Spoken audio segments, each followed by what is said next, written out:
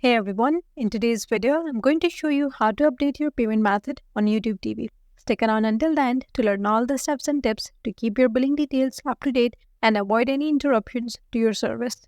Let's get started. First, open YouTube TV and go to your homepage.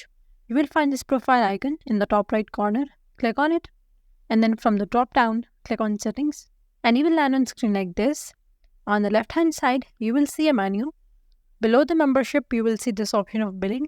Click on it. In the billing section, next to YouTube TV, click on Update button.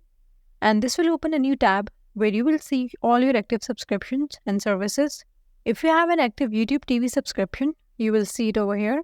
Click on Manage and then select Change Payment Method. A drop-down menu will appear, which will allow you to select an existing payment method or add a new credit card or debit card. So you can choose or add your preferred payment method and then proceed. And that's all for today's video. Leave a comment and let us know if this is helpful. Thanks for watching.